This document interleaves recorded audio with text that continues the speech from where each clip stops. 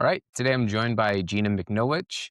She is the founder, CEO, and chief creative officer at the Craftsman Agency, which is an experiential marketing and immersive storytelling firm whose clients range from Disney and Marvel, Paramount, and many more. So thanks so much for joining me today. Of course. Thanks for having me. Absolutely.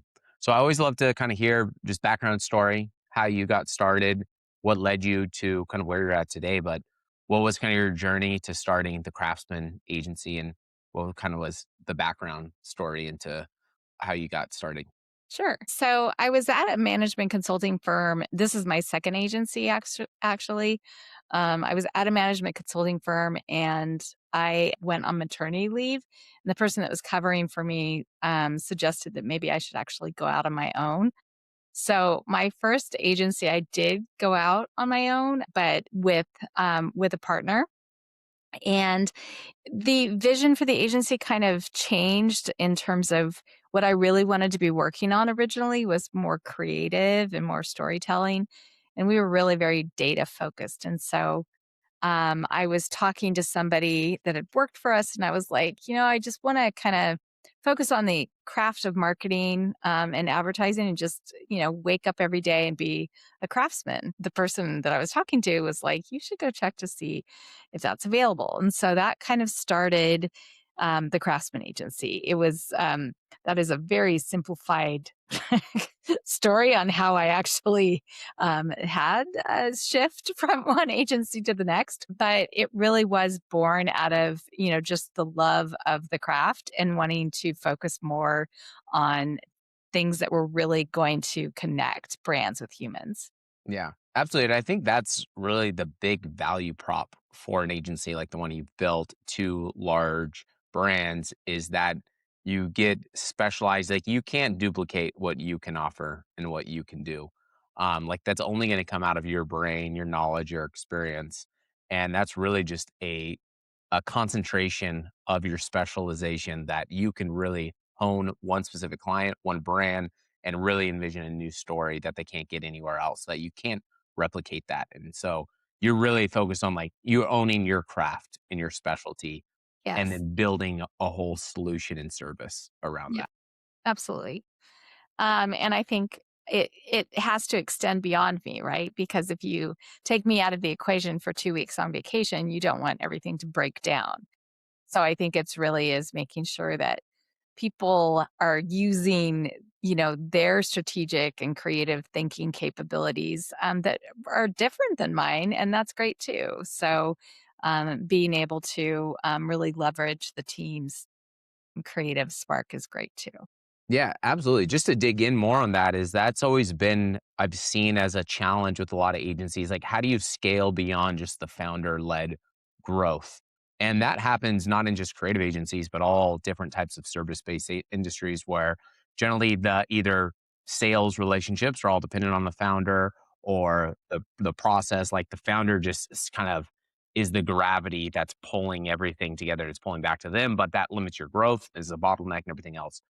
It What does. solutions have you found from a creative agency perspective that have allowed you to, leverage a team and encourage them to grow and develop while it's still maintaining kind of your brand ethos and value and, the strategic layer that you would provide? I mean, it's a really good question. And as you touched on, it's very hard. I think when you found an agency, and certainly the first one, I went to two clients and I said, okay, I'm thinking of doing this. I'm not soliciting you, but I want to know if you think this is a crazy idea. I'm thinking of going out on my own and starting an agency.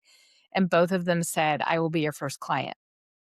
Well, at the first agency, that just kind of continued to propel itself because it was really all of my clients and we still have like Cisco and VMware, who's now Broadcom.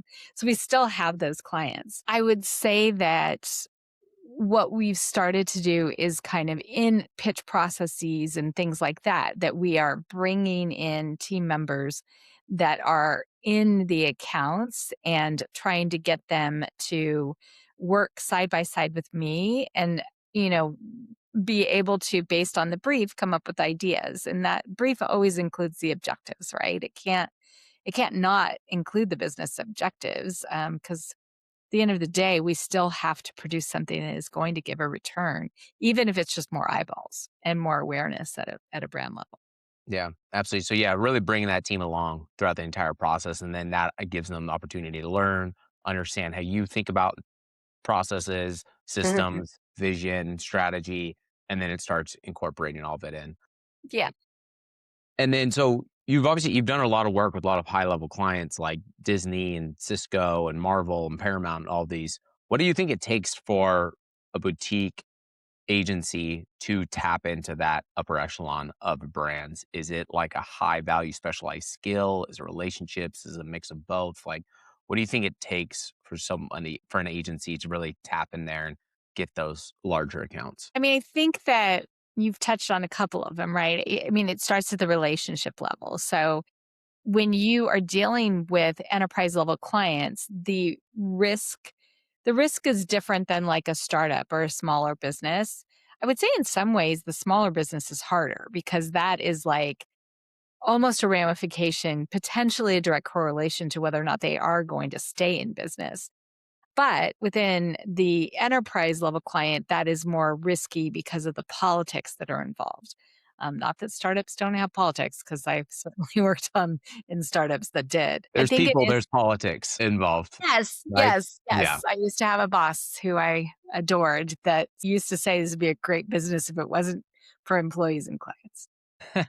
So I just and then he would always go, "Oh, but I don't mean you." And I'm like, "Of course." But I think it is because anytime you bring humans into it, it's we all have what makes us tick. And so that's kind of an interesting process. Yeah. Yeah, absolutely. The people is what makes it, I think, fun and interesting, engaging, but also where most of the challenges happen and occur is within people management, whether that's managing clients or managing internal teams and Mhm. people, managing different. But I've found, especially from a smaller agency, is even more important that culturally fit and everything is on board because I always kind of compare it to like a table. If you have a table and you have 4 legs, 1 leg's not working, that table's going down. Versus if you have a huge table and you have 1,000 legs, 1 leg, is not gonna make that big of a difference. Yeah. May make a bigger difference closer to the centralization of that, but the overall organization is not gonna be as affected. And I think the same thing could even go with clients as well, as I've seen a big drain for, smaller mid-sized agencies that have one client that kinda sucked the air out of the room. I mean, I'm a firm believer you can't have too much dependency. So I'm almost always trying to diversify our client base to make sure that no industry or no client, a specific account is more than preferably 20%, although we're not sitting there right now. I think that my human resources background that I started a long time ago. We don't go into those years, but I started in human resources. And so I actually underestimated how much I was going to tap into that skill set and kind of the toolbox around all of the people systems and, just really all of the things that can make your culture great. I am a firm believer that you have to care and feed culture. It's really easy in this industry to it's feast or famine. It's easy to burn out. You really have to be thoughtful about how you want and what you want that employee experience to be. And so that is something that I do spend a lot of time on. Yeah, it makes sense from a leadership standpoint. You end up mainly focusing on the call it your kind of growth of clients and of people, and then making sure that those are in alignment so you have the right supply of people to provide the service and the right amount of demand. And really, it's looking at those 2 flows, in order to make sure that they're in order and aligned. Yes, That's why I definitely. was kind of thinking about it is how do you maintain that alignment with that supply and the demand side? Supply of your people, make sure you have the right people, right enough of them, and then the right amount of demand and the right amount of clientele that kind of meets that supply. Because if Yeah, one of those things are out of balance, then that's when I see issues that happen. absolutely. Absolutely. I mean, we're fortunate enough to have a really passionate, small, nimble team, but we also have a strong set of freelancers that are very, very trusted. and that helps a lot to pull the lever. Yeah. That bench, I can imagine. That's what I've talked to most creative agencies is having a bench of teams that you can extend out beyond just your core team so that when you're not turning down business, but you're able to leverage a wider team that's, that kind of come in between with the ebbs and flows of sales. Well, and there's certain clients like Disney who are very particular and they really do want them to be employees. And so Mm, we have to, we have to make sure that they are able to, so we might have to shift things around to make sure that we're doing the right thing for clients like that. got it. Um, Something else I wanted to kind of talk to you about was like obviously you're really big on like creative strategy and brand storytelling and all of that. I think strategy gets thrown around and storytelling gets thrown around a lot as a big buzzword to really position agencies and Yeah. workflows and everything else. But what do you see as like a true definition of strategy and like what's really behind brand strategy?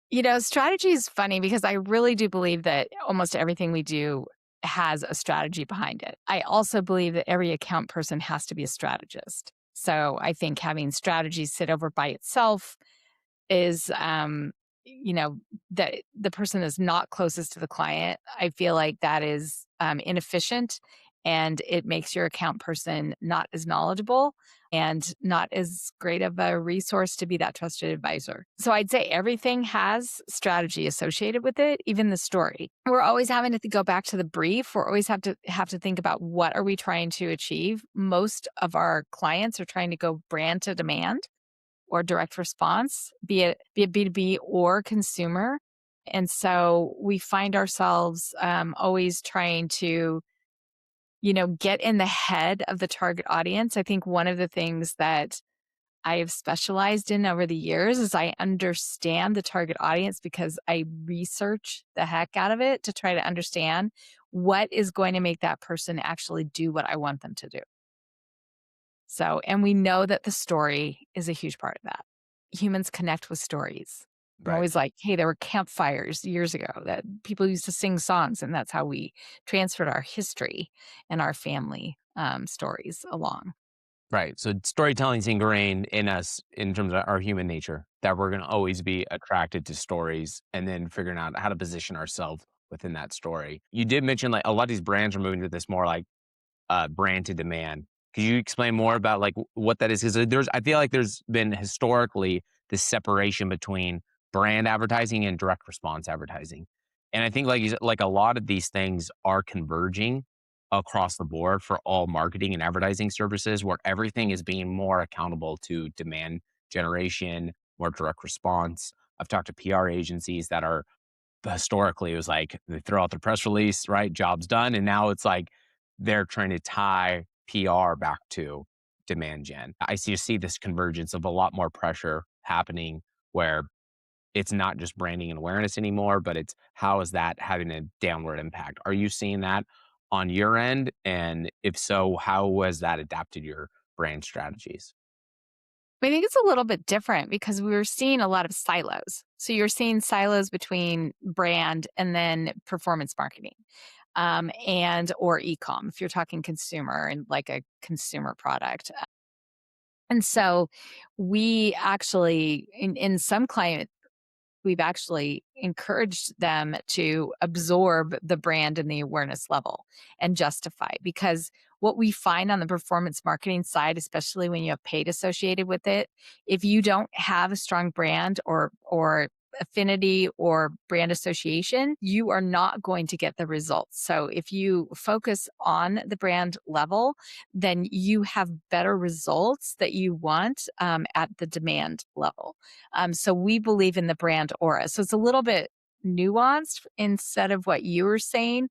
We've actually been encouraging people to blend for a Hmm. while because we know that when Cisco ran with their Marvel campaign and for Guardians of the Galaxy as well, the Marvels, and we did co-marketing, the brand aura that we got for the next campaign was significant. And that was because of the previous campaigns that we did with Marvel. Yeah. So you had a foundation that you could build on, and then that kind of had that established brand affinity, and then the demand came easier, the direct response came easier, the results came easier. because of that brand building that you already did. Yes, and now you can run a brand to demand campaign for Cisco Duo that is able to stand alone on its own story, which is where you wanna be anyway. And then you definitely infuse I believe in the power of these partnerships, because they as long as you can tell the story and you have good audience overlap, then you typically, if you have a brand like Marvel, you can get a really engaged audience, and they probably are more engaged than on the tech side. Yeah. It's so interesting. I mean, it makes so much sense, and I feel like it's easier than ever to do that. But less and less brands are, especially when you go to mid-sized brands, like there's a lot of direct-to-consumer brands out there that, do millions in revenue. They have an e-com store, but they're only focused on direct response and looking at what's the deliverable of ads, delivery to clicks to my website to purchase this product, and that's it. And that eventually gets worn out because as they scale up, then they have, an audience that's less likely to purchase, and it gets harder and harder to convert more of that audience. So they converted their baseline, most high demand gen audience. And then as they continue to scale up, they continue to go outside of who's like ready immediate buyers. And they don't have the branded affinity or relationship with those consumers. And then it gets harder and harder to convert those.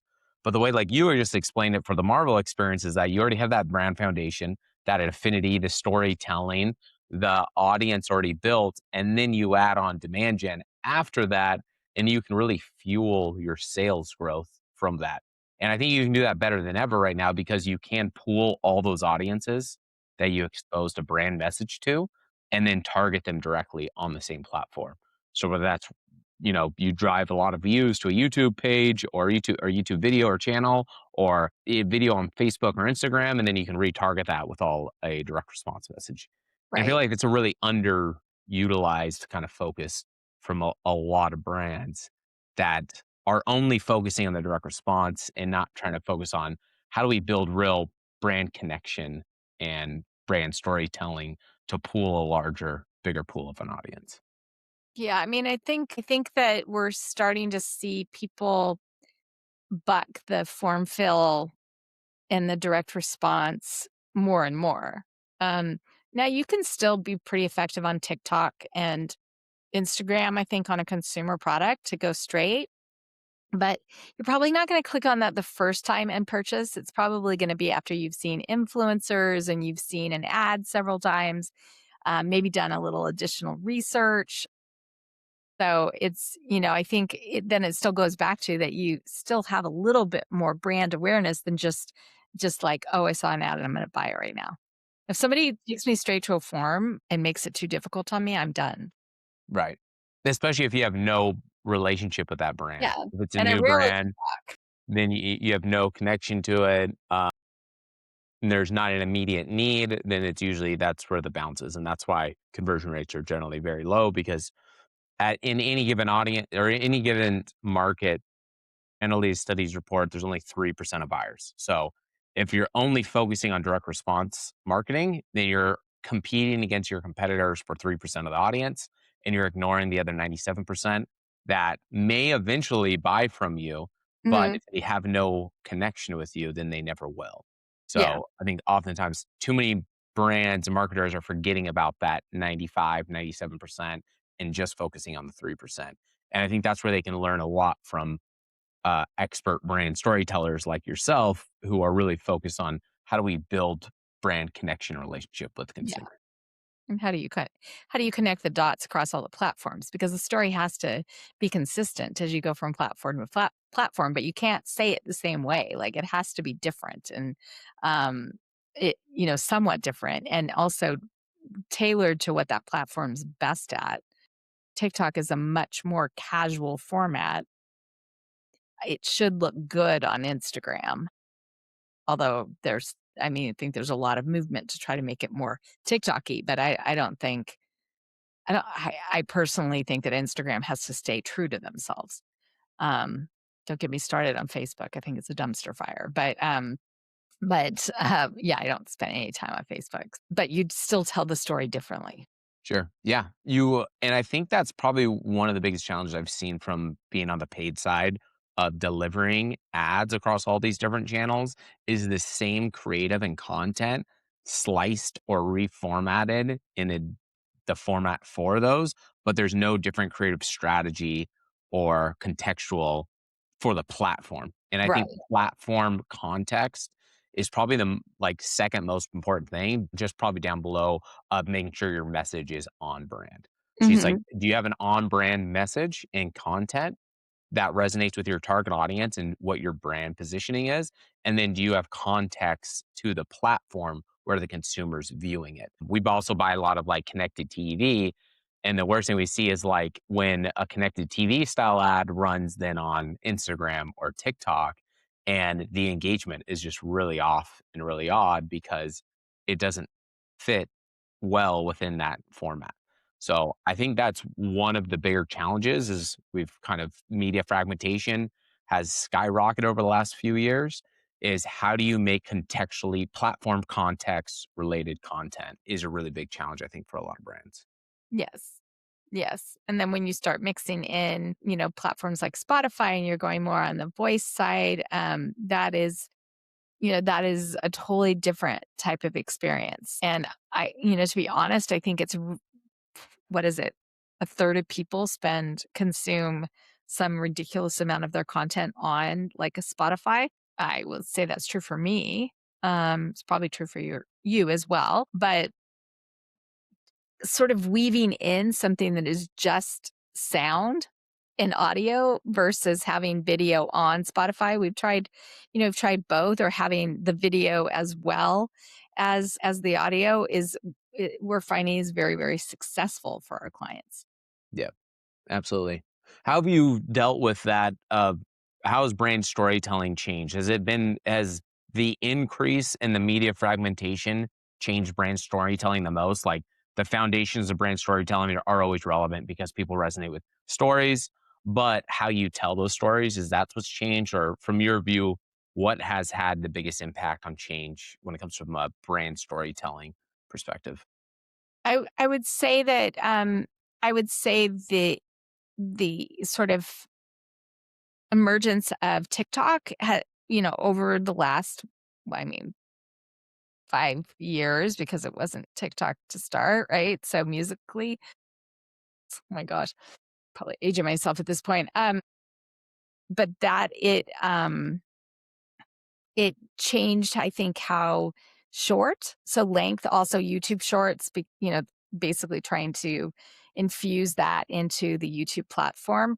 We used to do longer videos on YouTube. They still sometimes work, but I'd say people have less patience, especially if the story is not strong enough. So you really have to, if you're going longer, it better have some payoff at the end, but you really do need to entertain more. And so it's both length as well as how you do your video and tell your story. Like on the B2B tech side, people would be like, okay, we can just go ahead and have the talking head and it's all about thought leadership and that's going to convert. Those just don't work. I'm not sure they worked before, which was always my point to people, but also they really don't work now. So My biggest thing with B2B marketers, and I've seen a lot of B2B marketing, and I've bought a lot of ads and ran a lot of paid ad campaigns for B2B marketers, is for whatever reason, more than like obviously, definitely the direct to consumer side, it's like completely different. But B2B marketers always think that their audience is not like your average human yeah, interactions with content. They think that, oh, they're only looking at trade shows content, or they're only on LinkedIn, or they're only looking at this business content. And it's like, no, as long as we can find and locate your audience and have a list of who your audience is, we can target them across all these platforms. And they're using all these platforms like any other consumer. And so you can target them in these different environments. It does not have to be directly related to like business oriented content because they are consuming a whole variety of different type of content on YouTube, on TikTok, on Meta, on connected TV, on Instagram, all of those places. But I feel like B2B marketers always have this, they think that their content needs to be this very business oriented content and it only can be delivered in a business kind of publication pipeline. And right. I always try to challenge B2B marketers on that belief. Well, I mean, a lot of times I say, so we're having a conversation right now. This is a B2B situation. Do you consume? Do you go to a store and buy something? And they'll be like, "Yes." And I'll be like, so does your target audience." Yeah. Yep. They still go to the grocery store. Right. They shop on Amazon. They are on YouTube. They run. They do all sorts of things, play golf, whatever it is. They have other interests.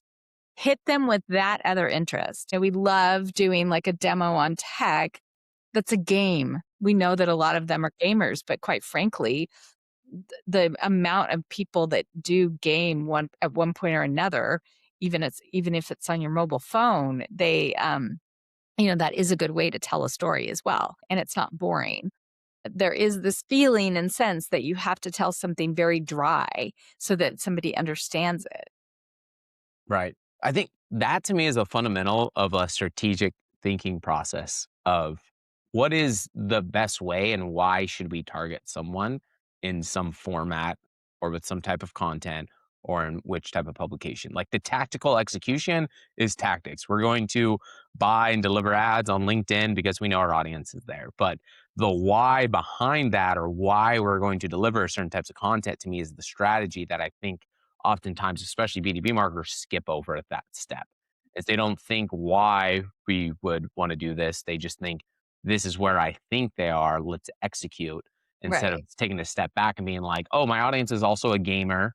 Why don't we create some content that's related to gaming and attract them to us with a unique, strategy of content? And that's the difference is having that deeper thinking on who my consumer is and how to reach and engage them.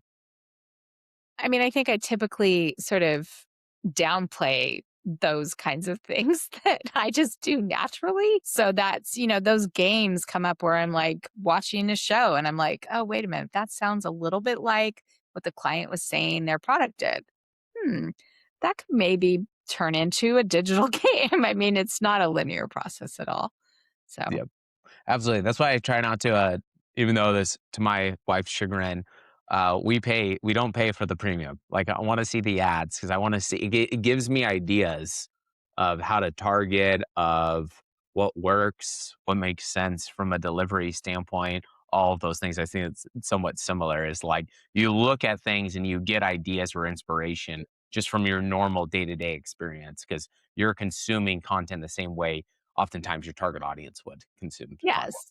Yes. I mean, I also, if I'm going to get irritated by something, because I don't have a lot of patience for bad marketing. If I'm gonna get irritated, then I'm like, I know that somebody else will definitely but yes, I am very particular. And so I also talk about like going after someone with content based on age. I always say people will be woefully disappointed if they actually target me based on my age. It won't work. Yeah, I think that's, getting away from the general, targeting, buckets that we've always done. We're gonna hit 25, 54, rather than asking deeper strategic context questions of why do certain personas in my target audience range make buying decisions?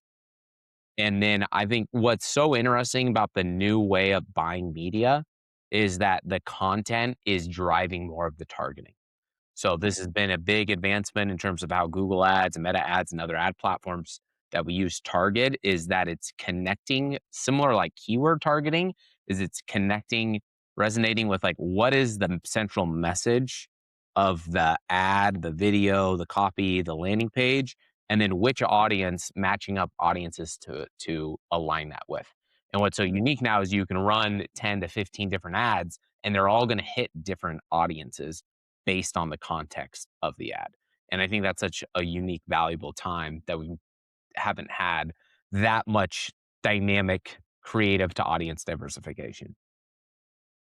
Right, and the platforms reward you, if you have told if you have that ad unit or that video that is telling the story in the way that your audience does want to hear it and view it, then they reward you for it. I mean, we have a video right now that is, like, off the charts Like, and people are like, well, you had paid media up behind that. And I was like, I've put things with paid media that a client has given us and where we've told them we don't think it's going to give you the results you want. If it's a bad ad, it's a bad ad. It doesn't Right. matter how much money you throw at Yep. it. You're not going to get the views. You're going to piss off the audience. What most people don't know is that you actually get lower rates the better your ad performs. So you get this, it's kind of like a viral effect where the more engagement you get on the ad, the more views, the more likes, clicks, all of those, Meta will actually and Google will optimize for your ad to get you in better placements, and you end up getting lower costs and delivery and all of that. And what they really do is just rewarding you for having good content, because their goal is content to audience relevance. They want their audience to stay on the platform and like the content they're serving them, and giving them it within their feed. That's their goal and objective. And so if you align your content, your ads or your organic content with that, then they will reward you for it by feeding your ad or your content. So paid is simply is just the force, is just the to enhance the distribution of It's a piece of content. That's all it also fundamentally needs to is. see the light of day, right? Yeah. So, there is a lot of competition for the audience. And so you do want it to see the light of day. And so if you've gone to the effort to create something, and if it's especially if it's really great, then you do want to give it some push and some boost. Um, I mean, we have a video that I'm just saying it's like the gift that keeps on giving. I mean, it's like it's like ridiculous the number of views that we've gotten on this, and people are like, "But this is, Cisco. You can't get those kind of views." And I was like, "Well, you can. You just have to tell it. It's a little funny. It's really short. It's like 8 seconds, including the title, including the end card." Yep. Absolutely. You end up, and I think that's also too why you gotta test so many different pieces of content and ads is you generally you can have a hypothesis which one's gonna work, but you don't know until you actually test it and get some real data back. But you can get 100x the output from one really good piece of content that you test and find as a winner and let that thing scale up. And that's why oftentimes like a lot of clients will ask us like, how long should we run an ad? How long should you refresh? When should you refresh creative? And it's like until the creative fundamentally dies from a data perspective, you could probably run it for as long as you want, um, if it's performing well and continues to give you good results.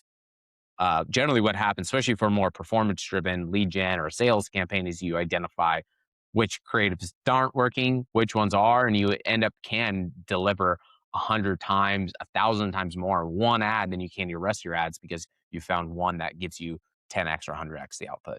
Yeah, I mean, we have a campaign right now that it is all the same message, but it has 5 different ads, 5 or 6, and they're all different ways to tell a story. But it's interesting because one is performing significantly better in APJ, and I was, well, why is that? It's a much more formal approach to telling the story. So actually, like, if you step back and you think about it, you're like, I would say I liked the story. I would have liked it better if we did a shoot instead of, doing stock video, but we did find stock video that worked really well, and it was not an easy process for sure. But it does feel a little bit more formal because of that. So I think it would have been funnier with a shoot, but the voiceover also makes it. And so it's also going the extra mile. You don't need to do voiceover necessarily, but we are finding that that is working really well. Mm, We just don't run ads with automatic sound because I think that is annoying.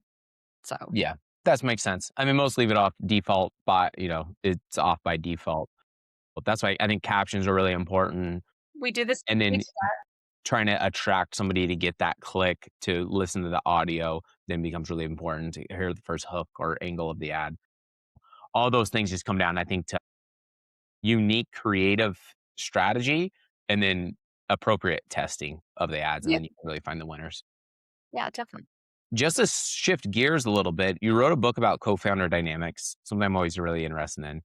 Yeah. What is just from, researching and writing that book, your own experience, what do you see as kind of the pitfalls for most agency partners? How do you think agencies out there thinking about going into a partnership or forming a partnership, like what should they be thinking about to set up a good agency partnership? Or you do opposite of what I did for sure. Um, I mean, I think that it's looking at quite a few things. So, um, you have to look at, and I wrote the book with someone else who was a really good friend who was on the consumer product side, and she had the similar situation, and we both kind of broke up with our co-founders who were very good friends on this at the same time. So people were like, "Well, you guys are crazy. You wrote this book together." Like, and we're like, "Yes, but we had a very clear understanding of what we were going to do and what our roles were." And so it really and what we wanted it to be. So both of us were like, we just want to tell our story. And if we can help one person avoid the mistake and the heartache that we did, then great. So we both weren't like trying to get, if one person wanted to do be a New York Times bestselling author, and one person just wanted to do what I just initially said, then you would have a mismatch. It's very, very similar when you found a company. So do you really fundamentally have the same reason? Do you want to work just as hard or just or are you both as efficient? Is it going to be tapping into equally to both sets of skills? It is never 50-50 ever. And my biggest lesson is that you don't do your agreements as 50-50. There is always going to be somebody that's going to contribute more. And in my case, it was the customer base and the also the expertise. And so for me to go 50-50 in that scenario was, that was asinine. And it also built a lot of resentment because in that case it really was quite lopsided. And so I think that understanding, especially when there's not a lot of money on the table that you're dealing with, is a good time to do it. But then also having regular check-ins. So, I'm going to work in marketing, and I'm going to work in operations, but making sure that you have someone that possibly can even mediate like on a quarterly basis that's going over performance and understanding like is everybody contributing in the way that they're supposed to for the job that they're supposed to be doing. Being a founder does not mean that you deserve your job. It just doesn't. Like it shouldn't, Right. because you have fiduciary responsibility to the business and your employee and your clients if you're a professionally well, actually always customers and clients, right? You're always going to have somebody buying something, services or product. So I think it's really making sure that people understand that there should be an employment agreement, and just because you're a founder doesn't mean you are deserved a job. If I am now the only person on the board and I'm the only owner, but I can tell you if I'm doing a really bad job, I will be the first person to say, this is, I need to, I need to, kind of check myself at the door. Yeah, you gotta fulfill the responsibilities of the role that you're in You do. fundamentally as a founder, and those are 2 different things. Being a They are founder and working within the business are 2 different things, and you need to acknowledge that and work to deliver for those. And I think 100%. a lot of people who, especially they don't have a lot of business experience, they wanna be business owners, they think, "Oh, I just started this business, maybe other people are gonna do everything. I don't have to work in it, or I can work halfway in, halfway out of it." Yeah, I mean, it's, it is a lot of fun starting a business with a friend. It is not a lot of fun trying to separate yourself. But I think it also you underestimate how much responsibility it is. It's not just responsibility for me and my family. It's responsibility for every employee that is on the team and their family. So I mean, I take that with a huge responsibility. And you just have to make sure that everyone is on the same page from that perspective and that you want to get to the same place. If you want to go to different places, start different businesses Yeah. separately. And like you said, make those decisions, have that conversation before there's too much money involved. The sooner, the better of making sure you're aligned on values, goals, ambitions, all of that. That's why I tell most people is like if you're starting a partnership, it's like you're starting a relationship or a marriage that you're going into and you need to be aligned with like how you see the future playing out and what roles and responsibilities of there makes the most sense. That's why the book follows dating to getting married to getting divorced to getting remarried. That's the book follows that thematically, so it was a Mm, little bit of fun taking a really intense topic and sort of trying to impart lessons. Um, and I would say the biggest thing is follow your gut. Like, I knew deep down mhm. inside. Yeah, So, that was a yeah. very, Listening to very yourself. Yeah. yeah, yeah. Where do you see AI fitting in of your current kind of like creative process? Where do you see it fitting in? How do you see it changing your kind of workflows and agency, if at all, or in any ways? AI is so interesting because it's really, so much of AI is already embedded into so many of our solutions, and it has like automation is AI.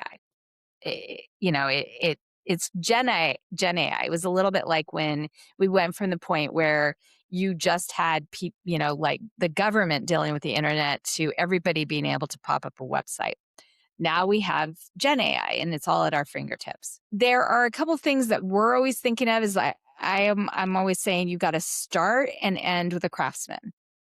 AI does not come up with that analogy that we were talking about in terms of that story that is like, oh, we're sitting on the couch and we see something and we're like, oh, that could be a cool game. AI is not going to do that. They're not going to connect the dots like that. If we get to the place that AI is doing that, I'm actually quite frightened. But I believe that humans need to create the work. I believe there is points in time where I use AI to say, is this a stupid idea for this target audience? And that sometimes it does give me good insight. Sometimes I'll also go and say, these are my concepts for this video series. Do you have any other ideas? Just to test to see where AI is. And most of the time it comes back totally crappy. And I also am really cognizant, partly because of the clients that we have, about copyright. I'm always worried about copyright, the idea being taken, and so we all of our solutions have to be paid for so that that information that we are putting into anything is, ours, and we make sure that we are checking that box within the tool. We've always had a very, very robust technology stack. It's just a little bit more robust. I want to use AI to push the buttons and the manual work that is of zero value to us as individuals and things that we hate to do. I want to use AI for that. I want to give basically our clients back more thinking time that we get to use because we're not clicking buttons that a machine can do. Absolutely. I think that is the best, biggest opportunity is how do you save more time to do more thinking and strategy work? I have a fundamental belief that AI can't yet create anything groundbreaking new. It can't have a new idea. It can aggregate an immense amount of information and organize it and give you ideas based off of other people's ideas that is made available, but is not a fundamental new idea that hasn't been thought of before. I haven't seen anybody to prove to me that it can create something new.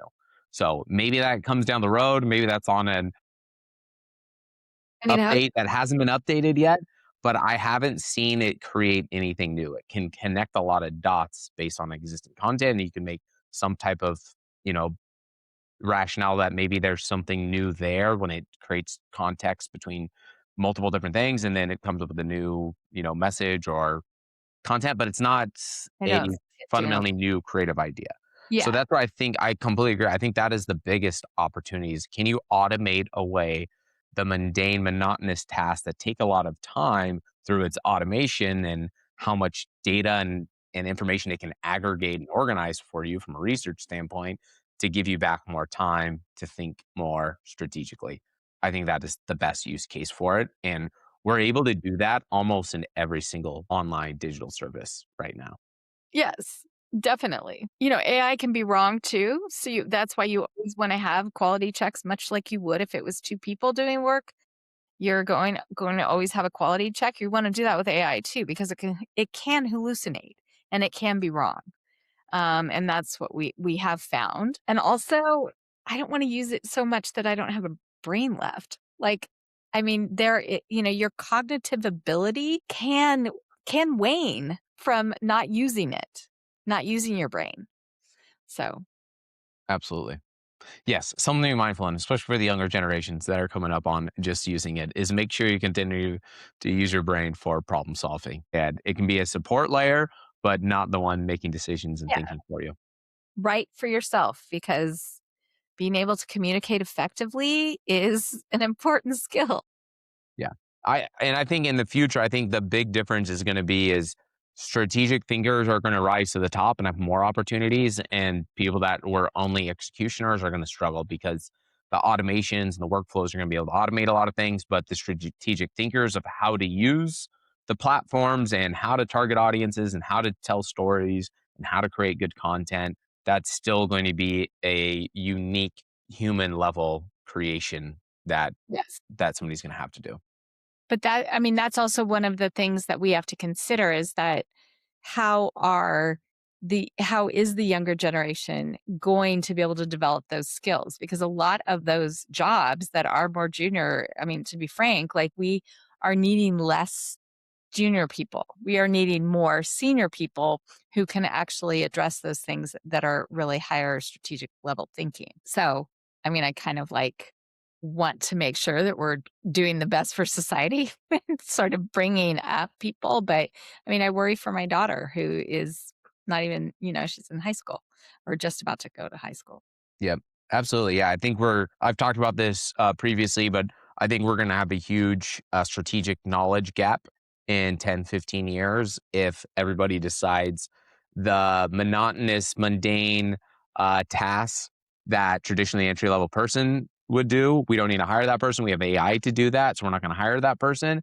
But then fast forward 10 years, that person would normally be learning from you and is not going to be learning from you because they're not going to have that job in that situation, and therefore in 10 years not going to have a strategic thinker that was brought up underneath your system. So I think that's a big challenge. I think the opportunity though for young people is that similar when I was coming up, I came up when social media boom was happening, and I was thrown in there. I was like, you're the young person, you figure out how to do social media. And that was created an opportunity for me. I think the same thing's going to happen with AI automation and workflows where we're throwing like young people learn how, like your value is going to be in how do you automate mundane, monotonous tasks with an AI agent that we don't have to do. And I think that's going to be a huge value prop opportunity for a lot of the younger generation that are coming into the workforce.